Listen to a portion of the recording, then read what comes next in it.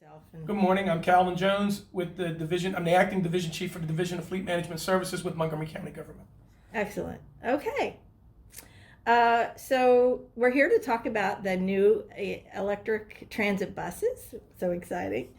When did Montgomery County get the first EV bus? So Montgomery County got its first EV buses here in February of 2020. The first buses didn't go into service until September of 2020 due to COVID, travel restrictions associated with coronavirus. Okay, great. How many Montgomery County EV buses are currently on our roads? Currently, the four buses that we own are on our roads. Montgomery County is in the process of purchasing its next 10 buses. Okay. How many EV buses? Okay, you answered that one. And when? When did you answer when? I didn't. So Montgomery County is in the process of purchasing its next 10 buses that are scheduled to be here in FY22, which would be at the end of June 2023, if that makes any sense. So June 2023. After that, every year until 2026, the county anticipates buying another 10 buses, or is programmed in buying another 10 buses, up to 44 buses in 2026. After 2026, the county hasn't gone out to come up with a strategy moving past 2026 yet. About how many buses are there in the total fleet? Montgomery County has 377 transit buses in its total transit fleet. Okay. How much do EV buses save the county, if you have that information or available, or expect to save, both in terms of cost savings and in terms of pounds of CO2 removed from the environment? The CO2 removed from the environment I don't have for you today. My apologies.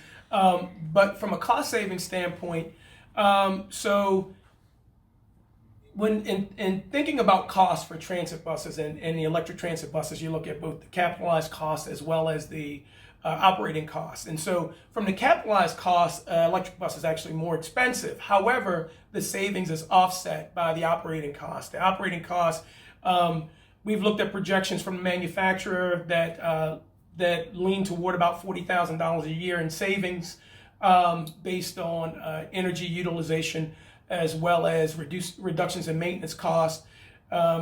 We've taken a more conservative outlook, and we're looking at about, we suspect that the reality will probably be about $30,000 a year in savings as we move forward to help offset to help offset the cost of offset the acquisition costs. Okay, excellent. Oh, do you have any information related to the cost of charging? So the cost of charging infrastructure is, so we do have some. So if you're talking about just the number one, charging, there's a lot of variabilities associated with charging itself. So if you're talking about a level 2 charger, and you're talking about in a situation when you already have electric capacity to support that charger, you could be looking at just the expense of the charger itself and a minimal connection fee. So it could be somewhere as low as a couple $1,000s. But if you're talking about, like, say, large scale charging, like, say, for the transit buses, typically you're talking about a level 3 charger or DC charger, and you're going to be talking about charging. So the chargers themselves are probably going to cost somewhere between as low as $35,000, probably as high as about $50,000, depending on the manufacturer and the charger and how many and the kilowatt hour rating for the individual charger. Additionally, you're talking about the expense of actually putting in, utility upgrades in order to be able to support charging. So, if you're talking about just charging one bus, you may be talking about a significantly lower number than you would be talking about if you're talking about charging, 30 or 40 buses. Some of the numbers for large scale charging at our Brookville facility, if we were to bring in utility to operate to do just a traditional charger, charger configuration where we were charging the buses off a utility would probably run us in the neighborhood of 40 or $50 million if you factor in resiliency. So in order to address transit charging, you have to address resiliency. Because obviously you're talking about running a service you can't run a transit bus service and be totally dependent upon the utility to provide that electricity all the time.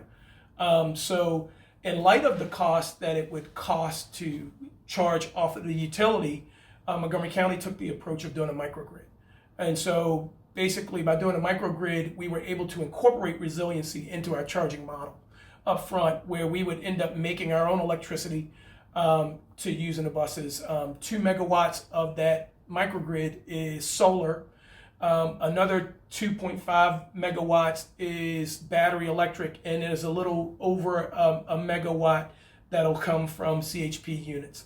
The CHP units are traditionally run off of natural gas. Montgomery County is currently exploring opportunities to use renewable natural gas to be able to support those chargers, to be able to support the CHP units. Additionally, the CHP units can be retrofit to run on hydrogen if hydrogen is commercially available. So an opportunity for us to totally green our electricity footprint and still be able to provide the resiliency we need for our transit buses at a cost of about you're looking at about $25 million compared to what it would cost to bring in the utility, and factoring in the other thing I factored into the utility cost was also demand charges. So by doing our microgrid, we also get away from demand charges as well. So and that microgrid project has that broken ground already? It hasn't broken ground yet. The microgrid project is scheduled to break ground at the end of June this coming year, 2021. I mean this current year, 2021. And then it should be operational. It should be operational. We're factoring in about a year for it to be operational because we're trying to do it without impacting the operation that's on hand. So we have several stages of construction. So how many total EV buses does the county intend to purchase? So the county intends to purchase 100% of it tends to replace 100% of its transit fleet with zero emissions technology. The target that leadership has, Montgomery County leadership has, is 80% reduction by 2027, 100% by 2034. And so the county's actively evaluating all of the zero emission technologies currently to be able to accomplish that goal. The schedule I gave you previously was how the county does capital budgeting on a 6-year cycle. So since they do capital budgeting on a 6-year cycle, the numbers that I gave you are the numbers that have been budgeted for over a 6-year period. However, the county's intention is to replace 100% of its transit fleet with zero emission technology based on, and we will be exploring both fuel cell electric as well as battery electric buses, but they'll be 100% electric. Okay, great. Does the county have a solar array that they will be using to help charge the electric buses? Yes, in the microgrid, there's going to be a 2 megawatt solar is part of the Microgrid project. Additionally, on our light duty fleet, we're also playing around with a solar charger made by ARC or Envision, where we would actually take a solar charger, put it in service in a place in a building or facility that didn't have the necessary utility to convert to a electric charging station, so that we can have some flexibility in deploying our electric vehicle fleet. So we will be playing around with some of that technology this year as well. Great. And so a couple more questions that are in my head. Do you get involved in the chart? You're just doing fleet stuff, but do you get involved in the installation of public charging infrastructure in the county that the county's involved with? I don't directly. Okay. So Chris Brown it typically deals with that. I think, was he on one of our calls? I think he was the first Yeah, one. he took Eric Kaufman's place, if you remember okay. Eric. Yes, So yes. he's the new Eric. And so Chris currently has a contract so I did go with Eric when Eric was here to meet with the Energy Commission, or Public Services Commission, I guess, in order to get them to allow the utilities to start putting in charging infrastructure. But Chris is currently handling that piece of it, Right. because it's all, he's working on the contract document and stuff like that, as well as selecting the locations where those chargers will be.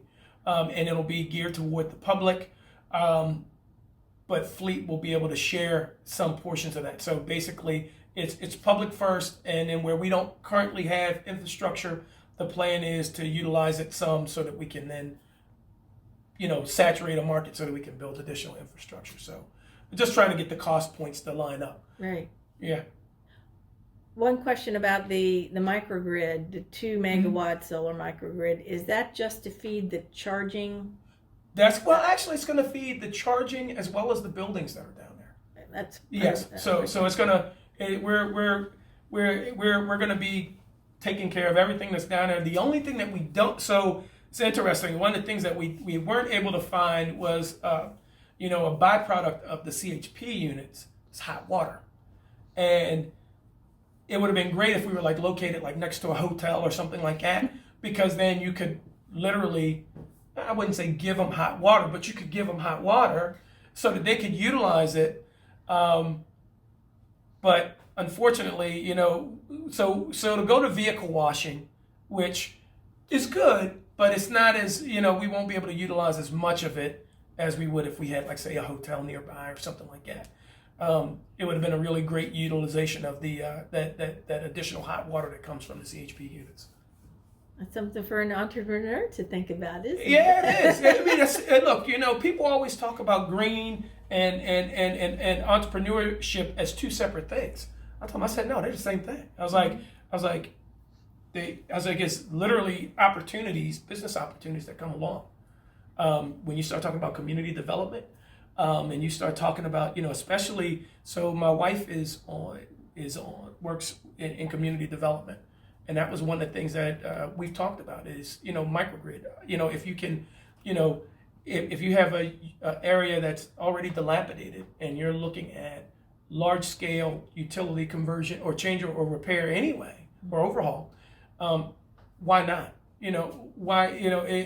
That's the time. If you're ever going to get a return on investment, that's the time.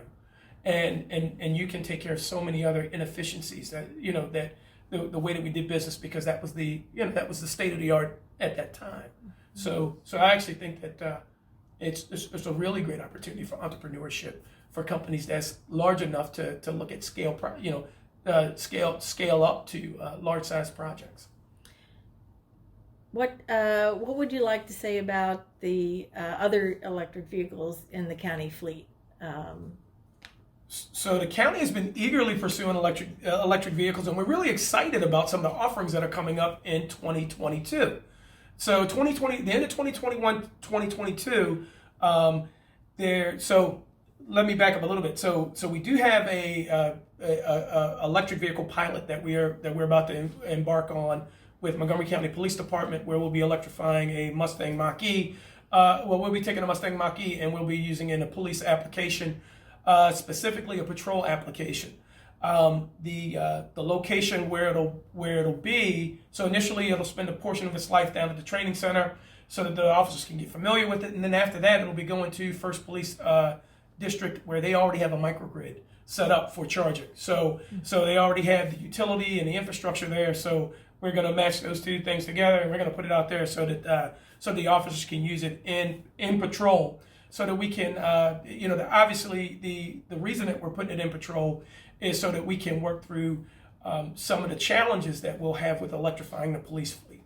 The police fleet is, it's our largest light duty fleet of vehicles, and it's the biggest opportunity of emissions reductions for us. But they have some inherent challenges. Based on that electrification is overcoming, and additionally, our officers have take-home vehicles. So So we also have to work out some of the at-home charging dynamics, so that we'll be able to roll out a successful project. So we're pretty excited about that project. So that'll actually start this year. The vehicle's on order, so we hopefully should have it. I'm hoping that we'll have it here and upfit by September, so that we can get. We're actually working with Ford engineers because so this will be the first time. The first